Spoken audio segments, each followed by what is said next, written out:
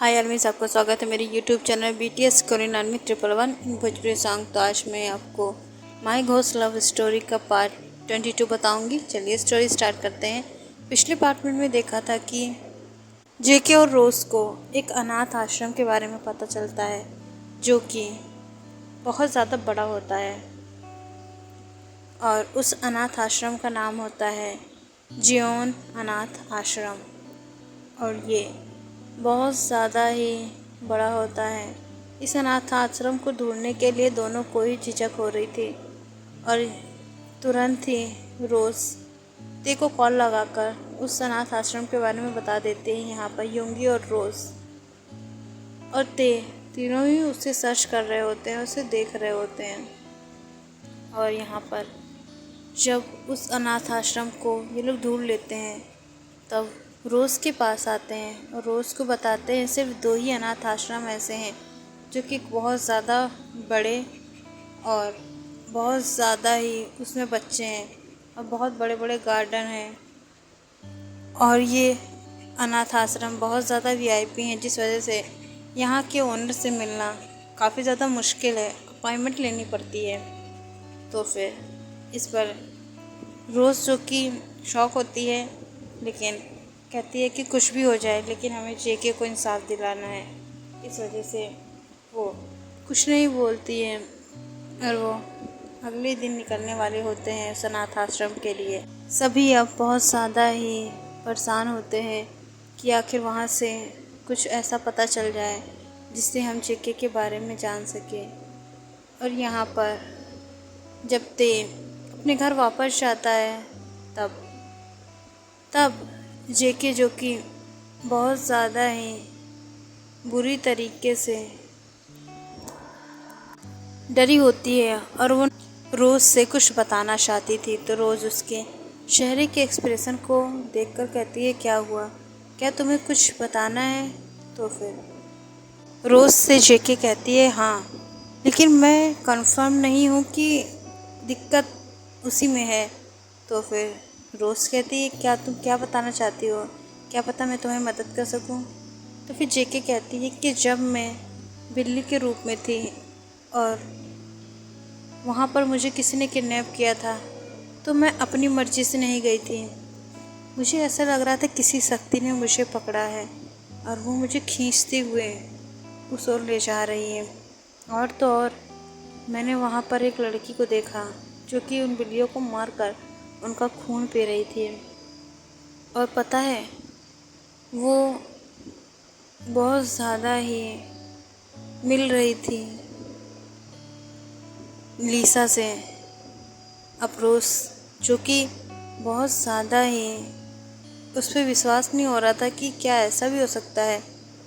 लेकिन अगले ही पल वो कहती है कि क्या तुम सच में वहाँ पर लीसा को ही देखा था? तो फिर जेके कहती है कि मुझे पूरा यकीन तो नहीं है लेकिन ऐसा मुझे लगा। लेकिन ये बात प्लीज़ तुम ते को मत बताना, वरना वो मुझसे गुस्सा हो जाएगा और मैं अपनी मुक्ति इस तरीके से उसे गुस्सा दिलाकर नहीं पाना चाहती। तो फिर अब रोज़ कहती है, ठीक है। यहाँ हम दूसरी साइड देखते हैं कि ते जो कि सोफे पे बैठा होता है और युंगी आता है और कहता है कि तुझे पता है, मैंने लीसा के बारे में कुछ जानकारी ढूंढी है, लेकिन अगर तू उसे सुनेगा तो तुझे विश्वास भी नहीं होगा और तू बहुत ज़्यादा ही उससे दूर हो जाएगा। तो फिर ते कहता है, ऐसा हो ही नहीं सकता, मैं उससे प्यार करता हूँ, मैं उससे दूर नहीं जा सकता। तो फिर युंगी कहता है कि तू उससे प्यार कभी करता ही नहीं था, तू तो जेके से प्यार करता था और ये बात मुझे बहुत अच्छे से पता है और तू ये एक्सेप्ट कर ले तो ज़्यादा बेटर होगा। तो फिर ते बहुत ज़्यादा ही परेशान हो जाता है, लेकिन वो युंगी से कहता है, अच्छा वो बात तो बताओ।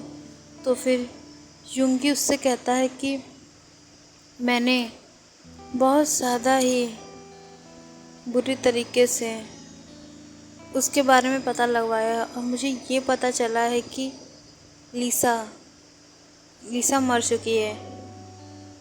उसे मरे हुए लगभग 2 साल हो गए हैं। और तो और वो जो कि गोइंका निवास में जैनी लड़की रहती थी उसकी सिस्टर है। तो फिर युंगी उसे फ़ोटो दिखाता है।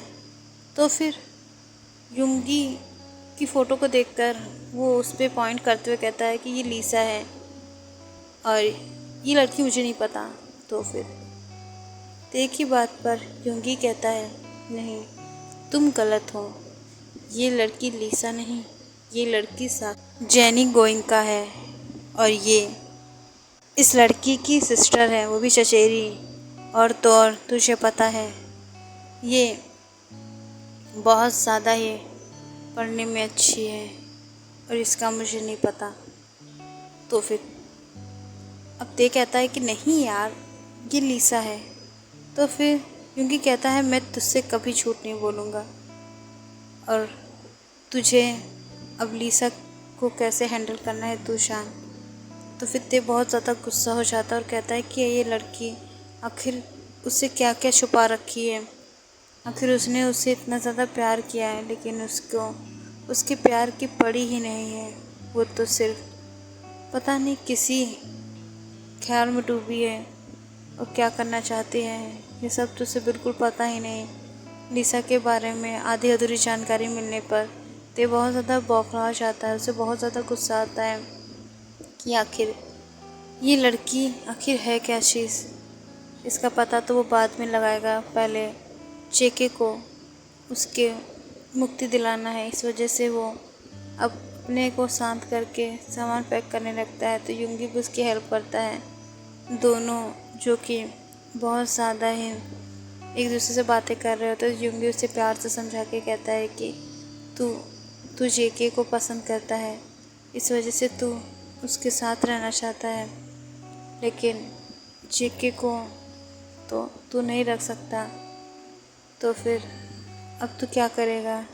तो फिर ते कहता है कि मैं उसे मुक्ति दूंगा और उसे बांध कर मैं नहीं रख सकता, वरना वो बहुत ज़्यादा ही हर्ट हो जाएगी और इस दुनिया में बहुत ज़्यादा ही बुरे लोग हैं जो कि उसे हार्म कर सकते हैं। इस वजह से युंगी को भी बात सही लगती है और वो कुछ नहीं बोलता है यहाँ पर।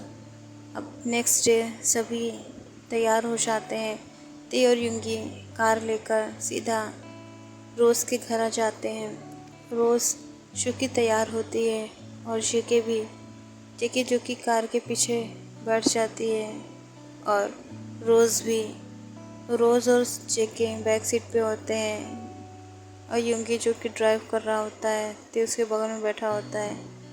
युंगी बहुत ज़्यादा ही खुश था कि उसके दोस्त को अब उसका सही प्यार मिला है। यहाँ पर जो कि ते होता है वो चोरी चोरी जेके को देख रहा होता है।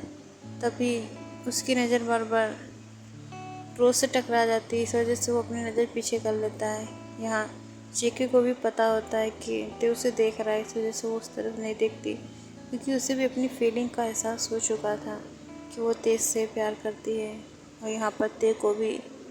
लेकिन ते अब उसे कैसे बताएगा कि उसे समझ में नहीं आता है। अब सभी बहुत ज़्यादा ही हिम्मत करके ड्राइव करके उस अनाथ आश्रम में पहुंच जाते हैं। वहां पर एंटर करने के लिए बहुत सारे लोग होते हैं जो कि उन्हें रोकते हैं। तो फिर वो कहते हैं कि मैंने अपॉइंटमेंट ली है। तो फिर युंगी जो कि ये वर्ड बोलता है तो फिर ते कहता है कि ठीक है। यहाँ पर वो लोग बहुत देर तक वेट करते हैं, लगभग आधे घंटे बाद तब जाकर उन्हें कहीं बुलाया जाता है। तो वहाँ पर वो पहुँचते हैं तो बहुत ही अच्छी तरीके से वहाँ पर देख रहे होते हैं जो कि बहुत खूबसूरत होता है। केबिन में एक बूढ़ा आदमी बैठा होता है जो कि दिखने में अभी ज़्यादा बूढ़ा नहीं था, लेकिन वो अपने आप को बहुत ज़्यादा ही हेल्दी रखा था। तभी वहाँ पर बहुत ज़्यादा ही शक भरी निगाहों से वो बूढ़ा देखते हुए कहता है कि क्या हुआ, तुम्हें कुछ चाहिए क्या। वो इस तरीके से क्वेश्चन पूछता है तो वहाँ पर जो ते युंगी रोज़ और जेके होते हैं ये सभी उस तरफ देखते हैं तो जेके को उस अंकल से कुछ ज़्यादा ही अटैचमेंट फील हो रहा था। वो पता नहीं क्यों उसे ऐसा महसूस हो रहा था कि ये कोई अपना ही है। इस वजह से वो उस तरफ से देख रही थी और वो बहुत ज़्यादा भावुक हो रही थी। यहाँ पर ते और रोज़ दोनों ही बात नोटिस करते हैं, लेकिन योंगी को जेके बिल्कुल नहीं देखती। इस वजह से वो सिर्फ उन दोनों की तरफ ही देख रहा होता है। ओके आर्मी, जिस पार्ट को मैं एंड करती हूँ, इस पार्ट में जानेंगे कि अब क्या होगा। और ये स्टोरी जल्दी ख़त्म होने वाली है, तो इस वजह से मैं आप लोगों से कहना चाहती हूँ कि आप लोगों को जो भी स्टोरी पसंद है, आप लोग वो स्टोरी मुझे बता दीजिए। एक आर्मी ने twins, mafia and innocent boy की मांग की है, तो मैं उसे ये वन शॉट दूंगी। तो आप लोग प्लीज़ बताइए आप लोगों को क्या चाहिए। कि बाय आर्मी सरांगे। और एक लास्ट बात और, इस स्टोरी को प्लीज़ शेयर कर दीजिए, ज़्यादा से ज़्यादा व्यूज़ दीजिए आर्मी प्लीज़। Bye armies.